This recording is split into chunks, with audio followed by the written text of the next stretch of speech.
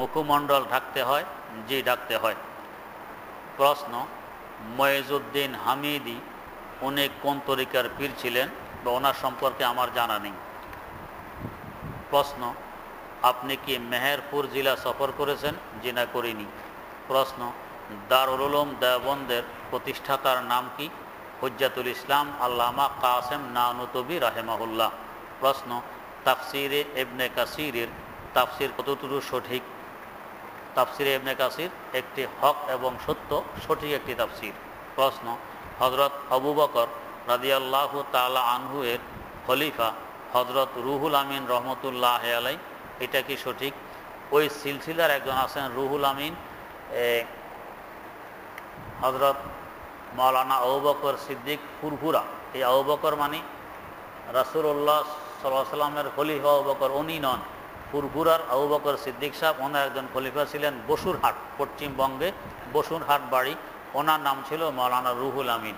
ওনাকে ফুরফুরার মাওলানা আবু বকর সিদ্দিক রহমতুল্লাহ আলাই আল্লামায়ে বাঙ্গাল উপাধি দিয়েছিলেন, যে বাঙ্গালের বড় শিক্ষিত, এই উপাধি দিয়েছিলেন। প্রশ্ন, আমি এক আলেমের মুখ থেকে শুনেছি, তিনি বলেন পৃথিবীর সব আলেমরা নাকি এক যুগে সুলতান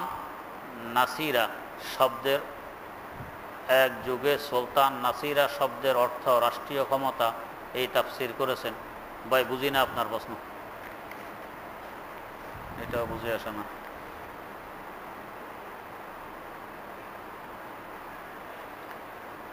একটি টিভি চ্যানেলে একটা বিজ্ঞাপন দেখলাম, এর কথাগুলো হলো, আপনি কি পরকালে শান্তি চান, নবীর দিদার লাভ করতে চান, ইহকাল ও পরকালে রহমত চান, তবে আজই দেওয়ানবাগ হুজুরের কাছে আসুন। এগুলো সব বন্ড আর ভ্রান্ত কথাবার্তা। দেওয়ানবাগ এই বেচারা বলতেছেন, আল্লাহ মাফ করুক, ফাতেমাতুজ জোহরা রাদিয়াল্লাহু তাআলা আনহা নাকি হের বিবি। সারা দুনিয়ার মানুষ জানে সাইয়েদেনা হযরত আলী মুর্তাজা রাদিয়াল্লাহু তাআলা আনহুর বিবি, আর এই বলে নাকি হের বিবি ছিল। আল্লাহ মাফ করুক, এত বড় মিথ্যাবাদী। এর এখানে গেলে আবার রাসূলের দিদারা সাক্ষাৎ হবে, এগুলো সব বন্ডামি। সেখানে গেলে আপনার পকেট খালি হবে, পয়সা সব নিয়ে যাবে। প্রশ্ন, আমি একজন কলেজ ছাত্র, আমি নামাজ পড়তে চাই, তবে নফসের কারণে ঠিকমতো নামাজ আদায় করতে পারি না, নামাজ পড়ি আবার ছেড়ে দেই। এই অবস্থায় নিয়মিত নামাজ আদায় করার জন্য আমার কি করণীয়?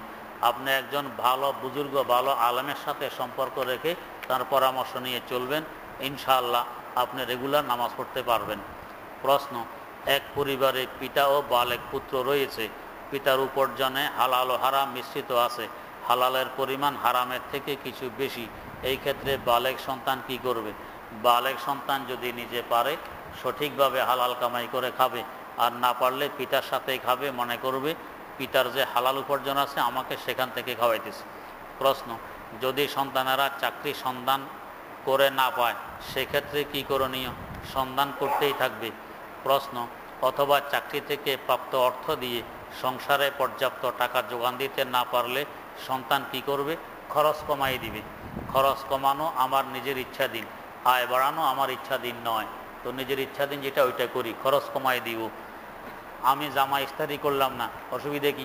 ইস্তারি করা অত জরুরি নয়, তাহলে প্রতি ইস্তারিতে 5 টাকা করে কমে যাবে। তেমনিভাবে আমি জুতা পলিশ করলাম না, পলিশ করা ছাড়াও জুতা পায়ে দিতে পারি, অসুবিধা কি? অসুবিধা নেই, আমার পা পরিষ্কার থাকবে। তেমনিভাবে সাবান ব্যবহার করলাম না, আমার আজকে প্রায় 25 বছর হয়ে গেছে সাবান ব্যবহার করি না, তো কই কোনো সমস্যা তো হয়নি, খামাখা একটা খরচ। সাবান ব্যবহার আমি যে করি না, যদি অন্য কেউ না করতে বলতো, বিশ্বাস হইতেই পারতো, না হইতে পারতো, আমার নিজের ব্যাপার। হযরত আল্লামা মুফতি শফি রহমতুল্লাহ আলাই তার কাশকুল নামে কিতাবে লিখেছেন, সাবান ব্যবহার করলে কোনো লাভ নেই, বরং ক্ষতি। সাবান ব্যবহার বরং ক্ষতি। ওই দিন থেকে আমি সাবান ব্যবহার বাদ দিয়ে ফেলছি। 25 বা আরও বেশি হবে সময়, আলহামদুলিল্লাহ, তো কই কোনো ক্ষতিতে হইল না। তাইলে এক একটা সাবান এখন 100, 150, 200, 300 টাকাও দাম, এটা তো বেঁচে গেল। এইভাবে অনেক খরচ আমরা বাঁচাইতে পারি। তো খরচ কমান, এটা আমার নিজের ইচ্ছাধীন, তাই খরচ কমাবো। প্রশ্ন, আমি একজন ছাত্র, আমার ব্র্যাক ব্যাংকে একটি অ্যাকাউন্ট আছে, বছর শেষে মোট টাকার যা অ্যাকাউন্টে জমা থাকে তার উপর কিছু লাভ দেয়। এরকম আমিও 48 টাকা, 28 টাকা এবং 18 টাকা লাভ পেয়েছি। কিছুদিন আগে আমি অ্যাকাউন্টটা শূন্য করে নিয়েছি, এখন থেকে আমার অ্যাকাউন্টে আর কোনো লভ্যাংশ জমা হবে না, কিন্তু আগে যে 3 বার সামান্য লভ্যাংশ পেয়েছি তার জন্য কী করণীয়? এগুলো সুদ, লভ্যাংশ নয়, এগুলো সওয়াবের নিয়ত ছাড়া গরিবদেরকে দান করে দিবেন। প্রশ্ন, পুরাতন কোরআন শরীফ যা পড়ার অনুপযোগী, ছেঁড়া পাতাগুলো মনে হয় পোকায় কেটে ফেলেছে, কাপড় দিয়ে কোনো রকম বেঁধে রাখা হয়েছে, এই কোরআন শরীফ কি করব? যেভাবে আমরা লাশ দাফন করি এইভাবে কবরস্থানে নিয়ে দাফন করে দিবেন। আর যদি তা সম্ভব না হয় তো কোনো নদীতে আগে পানিতে গোলাইবেন, পাতাগুলো ভিজাইয়ে গোলাইলে দেখবেন যে পানির সাথে মিশে গেছে, এইভাবে পানিতে ছেড়ে দিবেন। প্রশ্ন, আমরা যে পাতলা জামা পরিধান করি তার ভিতর দিয়ে তাকালে পুরুষ হয়ে দেখা যায়, কীরকম পাতলা জামা আমরা পরিধান করতে পারি? শরীর দেখা না যায় এমন কাপড় পরিধান করাই ভালো। প্রশ্ন, আমার এক বোন, আমার মা নানু তাদের সাথে চরমভাবে বেয়াদবি করেছে, আমার আম্মু ও নানু তাদের সাথে কথা বলে না, এরকম আপনজনের সাথে সম্পর্ক রাখা কি জরুরি? যদি কথা বললে দুনিয়া কিংবা আখেরাতের ক্ষতি হয় তাহলে না বললে গুনাহ হবে না, আর এ ধরনের ক্ষতি হয় না তারপরেও কথা বন্ধ রাখলে 3 দিন পর্যন্ত বন্ধ রাখলে গুনাহ হবে। প্রশ্ন, পারফিউম স্প্রে ব্যবহার নামাজের কোনো ক্ষতি হয় কি না? জি না, ক্ষতি হয় না। প্রশ্ন, ইমামের সাথে জমাতে নামাজে দাঁড়িয়ে কোনো মুক্তাদি যদি ইমামের 2 সেজদা শেষ হবার পরেও তার প্রথম সেজদা শেষ না হয় এবং ইমাম দ্বিতীয় রাকাতে দাঁড়িয়ে গেল, পরে মুক্তাদি তার সেজদা শেষ করলো, ইচ্ছা করেই যদি এরূপ করে নামাজ পড়ে তাহলে তার নামাজের সমস্যা হবে কি? যে তার নামাজ মাকরুহে তাহারিমি হবে, এতে গুনাহ হবে। ইমাম যে পরিমাণ সময় সেজদা থাকে আমাকে সেই পরিমাণ থাকতে হবে, এর বেশি বুজুর্গি দেখানো এটা ঠিক নয়। প্রশ্ন, যে ব্যক্তি কোনো সূরা পারে না সে ফজর নামাজ ইমামের সাথে আদায় করতে, ফরজ নামাজ ইমামের সাথে আদায় করতে পারে, কিন্তু সুন্নত ও নফল নামাজ সে কীভাবে আদায় করবে? অন্তত 3 আয়াত মুখস্থ করবেন। 3 আয়াত মুখস্থ করতে বেশির থেকে বেশি যাদের জেহেন জাকাত মোটেও নেই, মেধা শক্তি নেই, 3 মিনিট লাগবে, 3 মিনিট। এই 3 আয়াত পরিমাণ মুখস্থ করলে প্রত্যেক রাকাতে 3 আয়াত পড়বেন, আপনার কেরাত পড়া যে ফরজ, ফরজ আদায় হয়ে যাবে। প্রশ্ন, আমি জানি যে যারা হিন্দু তারা কোনো সময় জান্নাতে প্রবেশ করবে না। ঠিক কথা, জান্নাতে যেতে হলে ঈমান শর্ত, হিন্দুত্ব ঈমান নেই, তারা যাবে কি করে? প্রশ্ন, আমার মা অসুস্থ, দোয়া করবেন, আল্লাহ সুস্থ করুন। প্রশ্ন, আমি একজন প্রাইভেট বিশ্ববিদ্যালয়ের ছাত্র, জগন্নাথ ইউনিভার্সিটির কথা বললে অর্ধেক ভাড়া নেয়। সুপারভাইজার এসে যখন জগন্নাথের কথা বলতো আমিও সাথে হাত উঠাতাম ও অর্ধেক ভাড়া দিতাম। এখন সেও ছাত্র আর আমিও ছাত্র, পার্থক্য হইল পূর্ণাঙ্গ এবং প্রাইভেট। এখন আমার জন্য কী করণীয়? এটা আপনার জন্য জায়েজ হয়নি। তাদের ভাড়া পুরা দেওয়াই আপনার জরুরি ছিল, আবশ্যক ছিল, দেন নেই, তাদের হক নষ্ট হয়ে গেছে। এখন যদি ওই বাসের মালিক জানেন তাকে এই টাকাগুলো দিয়ে দিবেন, আর যদি জানা না থাকে তাহলে ওই পরিমাণ টাকা গরিব মিসকিনকে দান করে দিবেন। প্রশ্ন, হজরত মুহাম্মদ সাল্লাল্লাহু আলাইহি ওয়াসাল্লাম কোন রঙের জামা এবং কী রকম পাতলা জামা পরিধান করতেন?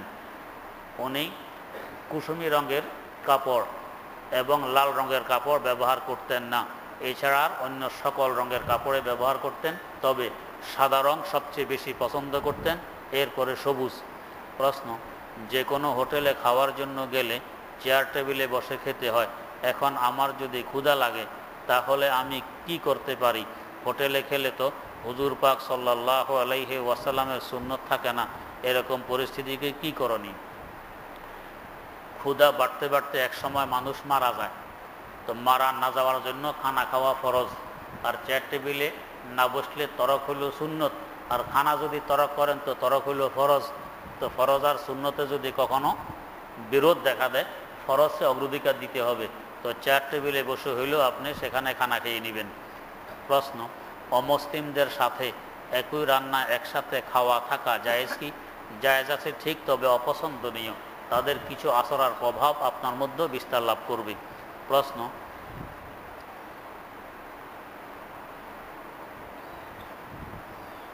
আতর নয় বডি স্প্রে করে কি নামাজ পড়া যায়? যে নামাজ পড়া যায়।